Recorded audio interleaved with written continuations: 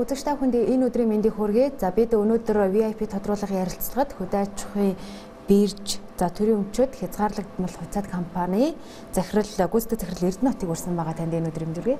Та бүхэн ч өдрийн мэнд хүргэе.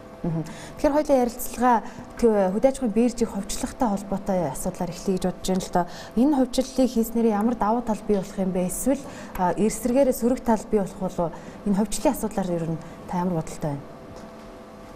Ховчлох хэрэгтэй гэвэл хэрэгтэй. Өөрөөр хэлбэл компани өөрөө өсөж хөгжөөд дэвшээд явхад хөрөнгө оруулалт хэрэгтэй байгаа учраас ер нь манай компани ч хэлтгүй бүх компанид хөрөнгө оруулалт хэрэгтэй. Тэргээж цаашаа бизнесээ тэлдэг, зах зээлээ тэлдэг. Одоо бусад хүмүүс хувь нөлөөлөгч болон бусад худалдан авагч нарт өргөж өгөх ёстой шүү дээ. Яг тэр утгаараа бол бирж бол хөвчлөгдөх зайлшгүй шаардлагатай болчиход байгаа. Яг бол бирж компани өөрөө технологийн шинжилт хийгээд өнөөдрийн явж байгаа одоо манай биржийн арилжааны клиринг төлбөр тооцооны системүүд маань монголчууд бид нар өөрсдөө хийцэн систем. Бид нар өөрсдөө зөвхөн энийгээр өнөөдөр дотооддоо байгаа зөвхөн бэлэн барааны зах зээл буюу спот бараа ороод хөдөө аж ахуй тэр мал аж ахуйгаас гарч байгаа гол нэрийн бүтээгдэхүүнүүдийг биржээр дамжуулж арилжаалаад байгаа. Бид нар одоо олон улсын жишг таварын биржийн жишг рүү нийцэж хөгжиё гэвэл хөрөнгө оруулалт хийх зайлшгүй шаардлагатай, технологийн шинжилгээ хийх зайлшгүй шаардлагатай. Тэгсэн тохиолдолд манад хөрөнгө оруулагч нар итгэж орж ирж бирж дээр арилжаа хийх боломж нэгдэх гэдэг байгаа байхгүй юу? Энэний давуу тал нь юу гэхээр шинэ одоо шинэ хөдөө аж ахуйн бирж дээр арилжаа хийж байгаа хөрөнгө оруулагч нар бол зөвхөн бэлэн бараа худалдаж байгаа. Технологийн шинжилт хийчихэд олон улсын жишг таварын биржийн жишгтэй төхөөд бид нар тэр жишг төхүүц технологийн шинжилт хийчих юм бол хөрөнгө оруулагч орж ирээд заавал бараа худалдаж авахар биш. Дээрэс нь одоо бараа худалдаж авдаг, зардаг усууд маань ч гэсэн эрсдлийн удирдлага хийх боломжтой. Өөрөөр тодорхой хугацааны дараа 3, 6, 9, 12 сарын дараа одоо ноолуурын нийлүүлэлт ямар хуу ах нь, ноолуурын үн ямар байх вэ, өсөх үү, буурах уу гэдгээс хамаарат худалдагч худалдаа авагчлаа. Дээрэс нь Монгол Улсын засгийн газар буюу одоо шийдвэр гаргах төвшөнд их хурл засгийн газар дээр төсөв төлөвлөгөө хянаад байгаа ш, батлаад байгаа шүү дээ. Яг энэ төвшөнд ч гэсэн макро эдийн засгийн төвшөнд юугаар үн ямар байх вэ гэдгээс хамаарах урьдчилж сигналаа аваад тэрийгэ төлөвлөж удирдлах боломжийг нээж өгдөг байхгүй. Тэгэхээр энэ дээр өөрөө заавал бараа авахгүй хүмүүс авах зарах бүх байрал позициас арилжаанд оролцох боломжтой. Тэгэхээр манай чинь бидний хийсэн програм хангамжтай итгэж хөрөнгө оруулагч нар гадаадын хөрөнгө оруулагч нар орж ирэхгүй. Гадны олон улсын ISCO зохицуулах чиглэл үүргийн байгууллагуудын стандарт G30 стандарт гэж. Тэр стандартыг хангасан арилжааны клиринг төлбөр тооцооны платформ бид нар суурилуулад хөдөө аж ахуйн бирж энийг онлайн арилжааны системд нэвтрүүлчих юм бол дуртай хөрөнгө оруулагч нар орж гадныхаа оруулж ирээд манай Монголд банкны системд өнгөө байршуулна. Өөрөлд Монгол улсад арилжаа хийх гэж бол Монголын банкны өөрөлд тухайн биржийн клиринг төлбөр тооцоо хийгдэх системд мөнгө байршуулах юм чи манай Монголын банкны системд мөнгө байршуулна. Тэр хөрөнгө оруулагч нар орж ирэхдээ төгрөг авч орчихгүй нь боломжтой тийм ээ. Доллар юм уу, юан юм уу манай хүсэж байгаа валютыг л оруулж байна шүү дээ. Тэр нь Монголын банкны секторт хүүгүй активитүүрээр байршиж чад арилжаанд оролцсон гэдэг бол Монголд хөрөнгө оруулалтын таатай орчныг илүү сайн болгож өгөх байхгүй. Энийгээр аягүй давуу талтай. Хувь хэмжээг нь бууруулж хувьчлах гэдэг байгаа шүү дээ. Яг хэд орчим хувиар бууруулах гэдэг юм бэ? Хувь хэмжээ бууруулна гэдэг нь зайлшгүй. Яг тэгвэл одоо бол төрийн өмч 100% эзэмшиж байгаа байхгүй. Өөрөөр 100 өмч төрийн өмчт компани. Тэгэхээр төр өөрөө хөрөнгө оруулалт хийгээд энэ платформыг шийдэж болно. Тэгвэл төр маань өөрөө хөрөнгө оруулалт хийх шаардлага нэгт болцоо мөн хоёр тэрийг шаардлагагүй гэж үзэж байгаа тохиолдолд хувийн эвслийнхэн хөрөнгө оруулалт хийх болцоог нээгээд хувьчлах шийдвэр гаргаад өгчих юм бол төрийн эзэмшлийн хувийг 34% хүртэл далившн хийгдэж өөрөө шингэрүүлэлт хийгдэнэ гэдэг. Тэр төрийн эзэмшлийн хувь 100 биш 34% болтол буурна. Өөрөөр эзэмшиж байгаа хувьцаа нь хэвээрээ. Эзэмшиж байгаа хувь нь бол буурна. Тэгэхээр нөгөө бусад хувьцаа эзэмшигчдийн хувь 66% орж ирнэ гэсэн үг л дээ. Эндээс хөрөнгө оруулалт шийдэж боломжтой гэж. Төрөмчийн орооноос ер нь бол бас алдагдaltaй ашиггүй ажиллаж байгаа гэж нэрлэгдэж байгаа 22 компани бол хувьчлах гэж байгаа гэсэн ийм мэдээллийг өгсөн л дөө. Тэгэхээр ер нь хөдөө аж ахуйн бирж бас өнгөрсөн хугацаанд ямар хэмжээтэй ашигтай ажилласан. Манайх бол үйл ажиллагаа нь ер нь хэрэг хэвээ явагдаж байгаа. Алдагдaltaй ажиллаагүй шүү дээ. Манайх бол алдагдaltaй шүү. Манайх технологийн шинжилгээ хийх гэж заавал хувьчлах гэж шаардлагатай болчиход байгаа. Ер нь бол зүгээр би мэдхгүй төрийн өмчт компаниуд за шинээр байгуулагдаад эхний жилдээ ногд ашиг хөөрлөд ашигтай ажиллаад аж ахуйн нэгжийн орлогын албанд тушаасан компани ямар байдгийг би мэдэхгүй байна. Өөрийн хугацаанд байсан байж магадгүй гэхдээ би мэдэхгүй байна. Хөдөө аж ахуйн бирж компани бол 13 оны 3 сарын 1-ний өдрөөс үйл ажиллагаа явуулж эхэлсэн. Өөрөөр 13 оны 2 сарын 8-ны өдөр төрийн өмч орооны хурал тогтоолоор байгуулагдаад 3 сарын 1-ээс үйл ажиллагаа явуулсан. Өөрөөр 2 сарын 28-ны өдөр гүйцэтгэх захирлаар би томилогдоод 3 сарын 1-ээс үйл ажиллагаа явуулж эхэлсэн. Тэгээд бид нар чинь томилогдсоноос хойш 1 сар 5 хоногийн дотор бид нар чинь арилжаа эхлүүлэх зайлшгүй шаардлага болсон учраас 1 сар 5 хоногийн дотор бид нар програм хангамжаа боловсруулах за тэгээ байр саваа бэлтгэл нэлээд ажилтаа ажилласан та. Тэгээ арилжаа 4 сарын 5-наас эхэлснээс хойш өнөөдрийг хүртэл хөдөө аж ахуйн биржээр одоо 965.5 тэрбум төгрөгийг үйлдвэрлэж байгаа байхгүй өнөөдрийг хүртэл. Эннээс 2013 онд 403.6 тэрбум төгрөгийг үйлдвэрлэсэн. аж ахуйн нэгжийн орлогын албантууд манайх 73.8 сая төгрөгийн одоо ашигын татвар гэсэн үг шүү дээ. Орлогоос ашигтай ажилласан гэдэг үгнээс татвар төлсөн. За нийгмийн даатгалын шимтгэл, хүн амын орлогын албантар гэх маягаар бид нар нийтдээ өнөөдөр хүртэл байдлаар 14 хоног дуустал байдлаар бол бид нар 630 сая төгрөгийн татвар шимтгэлийг бол төсөв төвлөрүүлж байгаа байхгүй юу. Тэгэхээр манайх бол алдагдaltaй ажиллаад төвчлөгдөх гэдэг юм биш. Хөрөнгө оруулалт татаж цаашаа хөгжиж дэвжих гээд хувьчлал руу оруулаад өгч ийл гэдэг асуулт яг гэдэг. Манай улсаа одоо түүхийн хэд яг хичнээн тэрбум төгрөгөөр хэмжигддэг. Нөгөө талаасаа хөдөө аж ахуйн бирж байгуулагдсанараа энэ түүхийн эдийн арилжаанд оролцож байгаа нөгөө оролцогч этгээдүүд хэр эргэтгэж оролцох боломж нь бүрдсэн байна. За хөдөө аж ахуйгаас гаралтай манайхаа чинь нөгөө субъект зориулсан ганц хуультай бирж штэ. Хөдөө аж ахуйн гаралтай бараа түүхийн биржийн тухай хууль гээд. Тэгэхээр хөдөө аж ахуй маань өөрөө дотроо мал аж ахуй газар тариалангийн салбар гэдэг хоёр салбар байгаа, том салбар. Энэ салбар чинь өөрөө дотроо мал аж ахуйн салбар нь дангаараа Монгол Улсын хөдөлмөр эрхлэлтийн төвшингийн хувьд бол 15-16% үзэлж байгаа. Айгуу том салбар байхгүй юу. Тэгэхээр энд байгаа хүмүүсийг орлоготой байлгах гол үндэс нь юу гэхээр энд ажиллаж байгаа улсууд мал аж ахуйгаас гарч байгаа бараа түүхийдээ нэгдсэн зохион байгуулалттай зохицуултаа зах зээлээр гаргаж орлогын хуваарлалтаа өөрсдөө өөрчилж мэдэх болон тэгш хуваарлах зарчим руу орхолох гэдэг энэ хуулийг их хурл баталсан. За бид нэр хөдөө аж ахуйн гаралтай бараа түүхийн биржийн тухай хууль батлагдсанаас хойш дараа нөгөө техник эдийн засгийн үндэслэл боловсруулахад манай баг ажиллаж байсан байхгүй юу. Тэгэхээр манай баг ажиллаж явах үеийн би тоо баримтыг хэлээ. Одоо нөгөө зах зээл дээр малын тоо өссөн нэгдүгээр, хоёрдугаарт зах зээлийн үн өөрөө хөдлөөд байгаа учраас яг төд хэмжээний баримжааны тоо хэлэхэд хэцүү зүгээр. Яг биднийг 2011-ээс 12 онд хөдөө аж ахуйн биржийн хөдөө аж ахуйн гаралтай бараа түүхийн биржийн тухай хуулийн дагуу тээзүүг нь боловсруулж хахад нийт кап нь бол одоо зах зээлийн багтаамж нь бол 1.7 тэрлион төгрөг. За их найд гэж яриад байдаг тийм төгрөг бүтээгдэхүүн. Энд юу хөр мал, малын гаралтай, ноос, арьс шир, за тэгээ бусад дайвар бүтээгдэхүүн зэрэг бүгд орчиж байгаа. Дээрээс нь улаан буудаа тосны урмал гэж ороод ингээд 1.7 их найд төгрөг болчихж байгаа. Одоо энэ бол өсөөд байгаа байхгүй ягаад гэвэл зах зээл дээр дагаад бүтээгдэхүүн маань шинэ 13 онд ноолуур дундчаар 65 мянган төгрөгийн үнэтэй анштай байсан бол одоо 14 оны дундчууд бараг 70 мянгаар ороод иж байгаа. Тэгэхээр чинь зах зээлээ дагаад бүтээгдэхүүн үнэсөд байгаа учраас энэ кап бол цаашаа өсчихлээ гал та. Санхүүгийн зохицуулах орооноос хөдөө аж ахуйн биржийг ил тод биш гэж нэг хэсэг нэг жоохон шүүмжлэлтэй хандаадсан л та.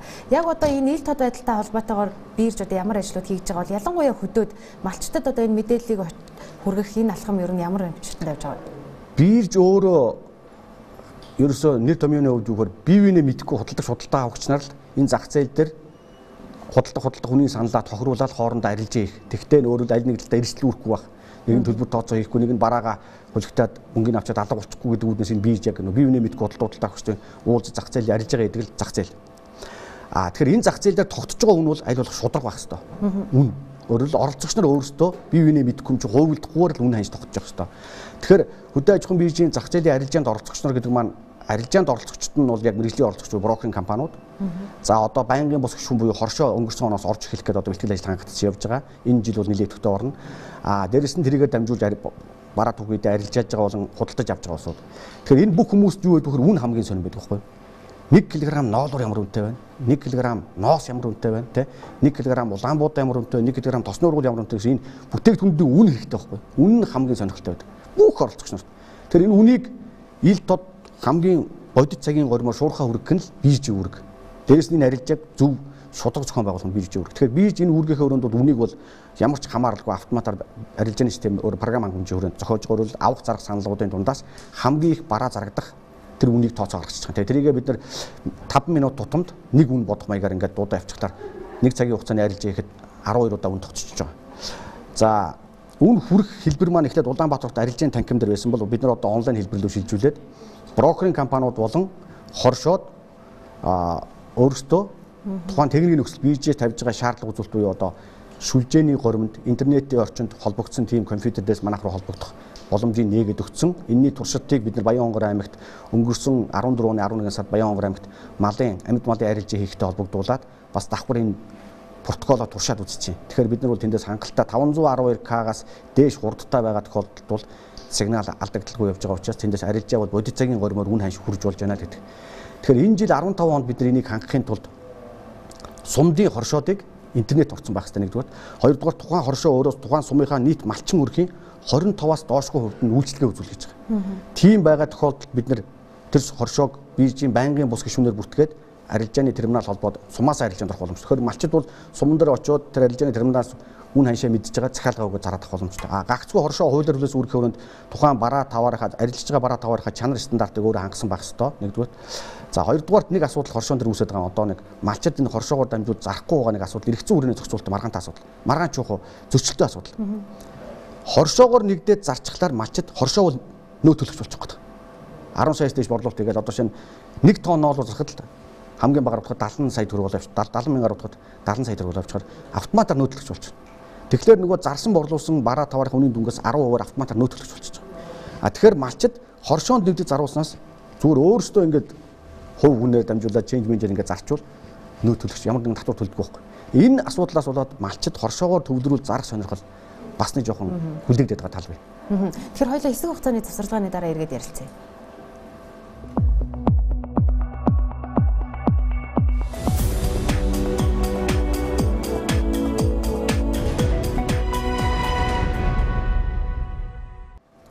Тэгэхээр өмнөх хэсэгтэр хоёулаа ярьлаа л да бас нэмэгдсэн үртгийн албан татврын хуультай холбоотойгоор энэ малчид хоршоонд итгэх итгэл нь буураад байна. Нөгөө талаараа үйлчлүүлэх тэр асуудал нь байхгүй болж байна гэж тийм ээ. Тэгэхээр энэ дээр яг ямар зохицуулалт хийгдээсэй гэж таны хувьд одоо хүсэж байна. Нөгөө талаасаа нэмэгдсэн үртгийн албан татврын босгыг нэмэгдүүлэх тухай яригдал байна л да.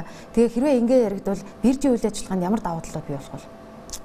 Яг хоршоо одоо манай нэмэгдсэн үртгийн албан татврын хуулиар босгоч 10 саяын борлуулалт хийсэн бүх хуулийг итгээд өөрөө автоматар нөө төлөгч болчихж байгаа байхгүй. Тэгэхээр хоршоо бол одоо хөдөө аж ахуйн хоршоо тухайн суманд нэг хоршоо байлаа гэхэд хоршоо биржээр дамжуулаад тухайн малчид за нэг суманд дунджаар нэг 640-оос 7-800 за их олон хүн амтай суманд бол 1000 орчим малчин өрөх байгаа. Тэднийхээ эмийг цуглуулад арилжаалаа гэхэд л тэр чинь автоматар нөөтлөгч болчихгүй 10 саяас дээш борлуулалт хийн хангалттай. Зүгээр бид нар 330 сумын хэмжээнд дунджаар статистик борлуулалт баримтаар борлуулалт хийж үзэхэд л нэг сум дунджаар зүгээр жилд дунджаар 45-аас 50 орчим тэрбум төгрөгийн борлуулалт хийх байхгүй хөдөө аж ахуйн гаралтай бараад өгөх гэдэг. Тэгэхээр чинь жилийн хэмжээнд тийм борлуулалт хийж 10 сая бол энэ хүнд байхгүй. Тэгэхээр нөөтлөгч болчихно. Нөөтлөгч болохоор заавал нөөтийн тайлбар өгөх хэрэгтэй. Нөөтийн тайлбар өгөхлөөр нөгөө хоршооч юм хүний юм борлуулсан өөр юм борлуулах юм чинь малчдын борлуулсан юм дэс нөгөө 10% чинь шингээгээд хурааж аваад өгөх болно. Тэгэхээр л малчд дургуулгаад байгаа байхгүй. Бид нар огт татвар төлдөг хуулиар бид нар ч одоо Монгол мал хөтөлбөрийн хүрээнд бараг 5 жил өлөө бүх төрлийн татвар чөлөөлөгдсөн улсууд чинь нөөт төлнө гэхлээр дургуулгаад байгаа байхгүй. Энэ л жоохон тээг болоод байгаа. Тэрнээс тэд нар нэгдээд хоршоогоор нэгдсэн зах зээл рүү ингээд үнэ өгөөд зарна гэдэг нь нэгдүгээр менежментийн хувьд бол бага зарлага. Хоёрдугаар дойрч дундаг дулмаа гэдэг малчид тус бүрдээ түүхийдээ зарах нь өөр үнээр зарна. Хоршоогоор дамжуулаад зарвал нэгдсэн нэг үнээр зах зээл дээр өгч зараад маш сайн зарч чадж байгаа байхгүй. Дээрэс нь 10 кг ноолуур зарах 1 тонн ноолуур зарах хоёрын хооронд ялгаатай үнээр авдаг байхгүй хүмүүс чинь. Тэгэхээр хоршоогоор дамжуулаад 5 тонн ноолуур зарна гэдэг нь 1 кг ноолуур зарсан хүн ч гэсэн өндөр үнээр зарж өөртөө өгөөж авч байгаа байхгүй. Тэр энээсээ болоод малчид хоршоонд нэгдэж зарах сонирхол бага байгаа. Энэ нь мэдээж биржийн үйл ажиллагаанд сөргөөр нөлөөлөхгүйгээр тодорхой хэмжээгээр нөлөөлнө. Гэхдээ учирчгүй их нөлөөлөд байх нь бага. Гол нь зүгээр ингэж нэгдсэн зохион байгуулалтаар хөдөө орон нутаг малчид тариаланчид маань өөрөө түүхийдээ ингэж зохион байгуулалтанд ор зарах тусмаа зах зээл маань илүү зохицтой, илүү зохион байгуулалттай, илүү үнэтэй арилжах боломжийг л нээж өгч байгаа байхгүй. Тэрийг л ойлгохгүй байна. Жил бүр мал тоолол тэгэл Монгол улсын малын тоотлогоо өслөө гэж тэгдэг. Гэтэл одоо яг нөгөө нийслэлчүүд гол хэрглэж байгаа хүмүүсийнх нь хувьд гэх юм бол махны үн жил ирэх тусмал өсөд байдаг шүү дээ. Тэгэхээр биржийн үйл ажиллагааны зүгээс энэ махны үнийг докторжуулах ямар боломж өгд юм бэ? Амьд мал худалдаалж эхэлсэн байгаа тийм ээ? Тий. Амьд мал өнгөрсөн онд арилжаалж эхэлсэн. Тэгэхээр амьд малын арилжаа гэдэг нь өөрөө яг л тогтвортой нийлүүл зах зээл хүн ам орон одоо олноор төвлөсөн газруудад мал махыг тогтвортой нийлүүлэлт хийх юм бол энэ өөрөө хангалттай тогтвортой байж чадна. Өөрөөр хэлбэл жилийн зүгээр энгийн одоо инфляц болон бусад зүйлээс хамаарсан жилийн хэвийн өсөлт бол махны хувьд бол бид нэр судалгаа хийж үзсэн л дээ. Дундчаар нэг 10-аас 12% өсөлт хэвийн хэвийн нормал өсөлт байхгүй юу? Гэтэл зүгээр нийлүүлэлтээс хамаарсан шок буюу өөрөөр зах зээл дээр мах ховордож ирсэнээс хамаарсан үнийн өсөлт 35-аас 50 хүртэл шок гардаг байхгүй юу? Тэгэхээр бид нэр одоо юу гэхээр малыг тогтмол зах зээл рүү нийлүүлж явах систем нь бол бирж. Дээрэс нь малчид биржээр малаад арилжаалахын давуу тал нь юу вэ гэхээр баруун аймагуд болохоор ханган аймагуд мал ихтэй. Тэгвэл зах зээл рүү нийлүүлэлт багтаа байдаг байхгүй. Яагаад тэгэхээр баруун аймагудаас малыг ямар нэг хэвдэ тээвэрлээ ч юм уу туугаад зах зээл Улаанбаатарт ойртуулж ирээ зарна гэхээр нэг хүссэн үнэ байхгүй болчихдог. Үн өөрчлөгчдөг. Жишээ нь одоо килограмм хоньны махыг килограммын амдын жингээр нэг 1800 2000-аар зарна гэдээ аваад иртэл энэ 1500 1200 хүртэл онцдог байхгүй. Тэгэхээр нөгөөдөө чинь буцааж авч явахаасаа тэр шиг энэ чинь өөрөө хүссэн үндэ застах маш их хохиролтой байхгүй. Одоо хэрвээ биржээр дамжуулаад арилжаах юм бол худалдан авах нь өөрөө орон нутгийн үнээр тийм ээ. Тухайн арангаа ч юм уу эсвэл завхын ч юм уу тэр үнээр нь нэг үн өгөөд авч болно. Эсвэл Улаанбаатар нөхцөлөөр үн авч болно. Хүргэлтийн цэгүүд нь. Тэгэхээр нөгөө тэр зарсан үнний шин дагуу нөгөө малаа хүлээлтсний дараа амьдын жингээр гаргаж байгаа төлбөр тооцоо гэдэг болохоор нөгөө арилжаа буцах 8 буцах гэдэг ойлголт одоо манай малчтын хэллэгээр бол 8 буцах гэсэн ойлголт байхгүй болчихж байгаа. Та малаа хүлээж авах хүүхдээ харин та нийлүүлэхэд яг тэр заасан газараа заасан хоногтоо яг амьдын жингээр нь стандарт шаардлага гэсэн малаа хөрвүүлэх юм бол төлбөр тооцоогоор мөнгө авна л гэсэн. Тэр ийм маягаар ингээд хугацааны эс нийлэх юм. Тэр үйлдвэрүүд ч гэсэн хугацааны эс 1 сарын дараа би Улаанбаатарт 1000 хонь, 2 сарын дараа 1500 хонь, 400 хөрч юм уу тийм хэмжээний мал оруулж иж тэндээс завхнаас өөрөнгөөс баян хонгороос гिचгээд авчираад боловсруулаад зах зээл гарна гэдэг тооцоолох төлөвлөх боломжийг бий болгочих жоох нийлүүлэлт талаас нь. Тийм хэлбэрээр явбал одоо махны зах зээл болон энэ малын арилжааны зах зээл нэгдсэн зохион байгуулалтанд орвол энэ том нийлүүлэлт талаас хамаарсан шокууд бол байхгүй болно. А зүгээр хэвийн өсөлт байж болдгоор л явна л та зах зээлийн зарчмаар. Зах зээлийн зарчмаар гэхээр ер нь энэ дээр нэг зүйл тодруулж асуухад малчид одоо жишээлбэл амьд малаа арилжаалахын тулд нөгөө л одоо брокер дийлэрийнхаа компани хоршооддол хандах хэрэгтэй байдаг. Тэгнь малчид брокероор дамжина. А манайд ч юм бол дилер үйл ажиллагаа явагдахгүй шүү дээ. Трейдерүүд арилжаалагч нар гэж явж байгаа. Брокерийн компани трейдерүүд арилжаалагч гэж явна. А хоршоогоор бас дамжиж болно. Хоршоо байнгын бус гишүүний статус гадаг биржид нөгөө шаардлага хангасан холболтоо хийлгээд ингээд хоршоогоо байгуулад манай энэ арилжааны терминалд холбогдох юм бол тэрийг арилжаалж болно. Энэ бол зуушлуулах үүрэгтэй. А гэхдээ айлч тохиолдолд хөдөө аж ахуйн бирж дээр арилжаа хийхэд арилжааны данс гэж юм нийлгэнэ дээ. Хоршооч байсан адилхан хувь хүнч ус адилхан. А гэхдээ тэр данс нээдэг онцгой өрхөмнүүд ерөөсөл санхүүгийн сурц тусгайлшуул авсан брокерийн компаниуд л байдаг. Брокерийн компани бирж дээр арилжаанд оролцох харилцагчийн дансыг нээж өгөх. Тэр үйлчлэгээ үзүүлэх үүрэгтэй учраас онцгой өрхөн тэнд. Тэгэхээр хоршоо бол аль нэг брокерийн компани дээр дансаа нээлгчээ тэр дансаараа терминал аваад арилжаанд оролцож болно гэсэн үг. Зөвхөн одоо биржээр арилжаалагдсан түүхий эдийг улсын хилээр гаргана гэсэн нэг юм журам байгаа шүү дээ, тийм ээ.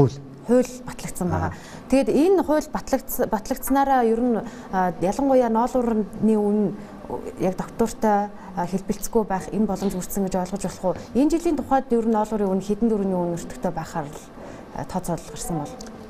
За яг одоо бид нар нөгөө урьдчилж харах гэрээний арилжаа, фүүчс арилжаа хийгээг учраас бид нар таамаглал дэвшүүлж болж чадахгүй. А зүгээр ноолуур бол хавар гардгаараа гарна. Нийлүүлэлт, эрэлт нийлүүлэлтээр худалдан авагч нар бол авдгаараа авах бол баг. А гэхдээ зүгээр биржээр арилжагдах барааны жагсаалтанд орсон бараа экспортод гарвал заавал биржээс арилжиж авсан байна л гэж байгаа. Тэгэхээр ноолуур бол манайхаар арилжиж байгаа, ноос бас манайхаар арилжиж байгаа. Тэд нар бол тэгж байгаа. А гэхдээ биржээр арилжаалагдсанаас ордог болж экспортод гарснаас хамаарат одоо нөгөө энэ зах зээл дээр ямар юмнууд тодорхой хэмжээгээр буураад байна вэ гэхээр нэгдүгээр үн бол тогтвортой хэлбэлцэж байгаа. Дээш нь доош нэг үнийхээ хувьд бол 5000-ийн хооронд дээш нь доош өсч буураа хэлбэлцээд байж болж байгаа. А тэрнээс одоо нэг өдөр 60,000-тай байж байгаа пар хийтэл 30,000, 25,000 хүртэл унах асуудал бол байхгүй болчихж байгаа. Өөрөөр манипуляц хийх асуудлыг бол бие зохион байгуулалттай зохицуулалттай зах зээлийн хувьд бол 20-од өгч чадж байгаа. За нөгөө талаас худалдан авах тал нь эрэлт нийлүүлэлтээс хамаарч үн тогтчих учраас одоо энэ жилийн гарч байгаа нойлоор нодлонгийнхоос үнэтэй гарнаа ч юм эсвэл төдөө буурч гарнаа гэдэг таамаглал дэвшүүлэхэд одоо нөгөө бид нар эрсдлийн удирдлага хэрэгслүүгийн фүүчерс гэрээг арилжаалах учраас энийг таамаглах боломжгүй болчиход байгаа. Технологийн шинжилгээ хийчихэд фүүчерсийн гэрээг арилжаалал эхэлж ирсэн бол бид нар өнөөдөр 3 сарын ноолуурын фүүчерс арилжаа тийм ханштай байна. Ерөнхийдөө өсөх хандлагатай байна. Эсвэл буурах хандлагатай байна. Нийлүүлэлт нь их байна. Эрэлт нь их байна гэдгээ бол хараад таамаглах боломжтой байхгүй. Тэр нь бол одоо байхгүй байна. Нэг зүйлийг танаас асуумаар байна. Хөдөө аж ахуйн бирж малчтын орлогыг тодорхойлоод энэ малчтын ипотекийн зээл гэдэг ямыг хэрэгжүүлээгээд өнгөрсөн жилээс яригдаж эхэлсэн шүү дээ. Тэгэхээр энэ малчтын орлогыг тодорхойлох энэ асуудал ер нь ямар шатнд байгаа бол энэ нөгөө нэг малчтад ипотекийн зээл олгох асуудал яг ер нь юу болсон юм лөө? Тэр уг нь яг тийм хэлбэр рүү орё гэдэг дээр өөрөлд малчд үйл хөдлөмжийн зах зээлээс одоо ипотекийн зээл хамрагдаад орон сууцтай, сумандаа, аймагтаа одоо төв сүрэн газрууд орон сууц худалдаа авах боломжийг нээж өгье гэд Монгол банк тийм шийдвэр гаргасан юм. А гэхдээ малчдын өөрөө орлого нь тодорхой бус сектор байхгүй юу? Тэгэхээр малчдын орлогыг энэ ипотекийн зээл хамруулаад зээл төлөлтөнд жилд 2 удаа тийм ээ хагас жил тутам 6 сар тутамд нэг удаа төлүүлээ гэдэг маань хаврын нөгөө нэг ноос ноолуурын сезон гарч нэг мөнгөждөг. Хоёрдугаарх нь одоо намар мал мах бэлтгэлтэй холбогдуулаад нэг орлоготой болж эхэлдэг. Энэ хоёр орлого дээр нь ипотекийн зээлийн төлөвлөх маягаар ингээ 8% зээл хамруулж болох юм байна гэж журам гараад. А гэхдээ малчид хичнээн хэмжээний орлого олоод байгаа юм бэ гэдгийг тодорхойлох нэг субъект хэрэгтэй. Тэр нь хөдөө аж ахуйн байж болох юм байна гэдэг тодорхойлсон байхгүй. Боломжтой. Яг бол хоршоогоороо дамжуулаад ч юм уу эсвэл брокерийн бүүстер малчин өөрийнхөө дансыг нээлгээд тухайн түүхийд тэргээр арилжаалаад орлогоо өөрийнхөө дансан дээр аваадах юм бол банкны дуугаа дансанд нь хичнээн хэмжээний түүхийд борлуулаад хэдийн хэмжээний орлого орж иж байгааг нь бүтээх боломжтой байхгүй. Тэр үүднээс энэ айгүй боломжтой байсан юм. Гэхдээ малчид маань өөрөө яг энэ орлого тодорхойлох хэлбэрлүүгөө орохоосоо илүүтэйгээр арай жоохон өөр зүйлсмаар яваад юу гэнэ түрүүний нэг татвар матвар төлөөд эхлэх юм биш вэ? Ингээд эхлэх юм биш вэ? Тэдгээр нь болгоомжлсон байдал нэгдүгээр. Хоёрдугаар итгэлцэл бас байхгүй байгаа байхгүй юу? Нөгөө брокерийн бүүс гэдэг аймаг дээр байж идэг. Тэрний түүхийд манай бирж арилжаанд орохын тулд брокерийн бүүстэй захиалгаа өгөн. Захиалгаа өгөхдөө өгөхөр брокерийн бүүсийн дэргэд итгэмжлэгдсэн агуулгад тухайн бараагаа эхэлж оруулчаад захиалгаа өгч арилжаална. За арилжаалах процесс өнөөдөр захиалгаа өгөөд зарлаа. Төлбөр тооцоогоо ихсэр үдээс хойш нэг болно. Эсвэл маргааш болох байхгүй. Тэр нэг иймэрхүү хугацаанд нөгөө мөнгөө өөр дөрөө байлгахгүй түүхийдээ ингээд арилжсан гэхлээр нөгөө сэтгэл зүйн хувьд бэлтгэгдээгүй малчиж байна. Миний ноолор алга болчихж байгаа болов уу, чанарын муутгай ичж байгаа болов уу гэсэн янз бүрийн тийм нөгөө нэг итгэл байхгүй учраас жоохон бас хойш хүлээвдэд байгаа. Тэгээ энэ явандаа засран л та. Нэг тодорхой 4-5 жил өнгөрсөн дараа бол энэ илүү энэ зохион байгуулалтаа зохицуултаа зах зээл нь сайн байна гэдэг бол одоо хоршоодоор дамжаач гэсэн энэ бол. Тэгээ хоршоодыг байгуулах гэдэг мөн чанарч яг энэ утгаараа бол хоршоо нь суманд нь байгаа учраас нөгөө итгэж байгаа шүү дээ. Суманд нь тэр хоршооных нь манай нэг сумчинд ойролцоогоор 3500 за тий 4000 хүн амтай гэхэд тэнд хоршоонд ажиллаулахад тэр хүмүүс бие биенээ мэддэг байхгүй. Тэгэхээр тийм хоршоогийн тэнцээнд байгуулаад тэгж арилжаалууд илүү бас оролцох боломжтой байна гэдэг үүднээс энэ хоршоог нь улам оруулах гэдэг. За баярлалаа танд манай студид ирж мэдээлэл өгсөн танд. Таны ажилд амжилт хүсье. За баярлалаа. Та бүхэн ажил хийсэн. За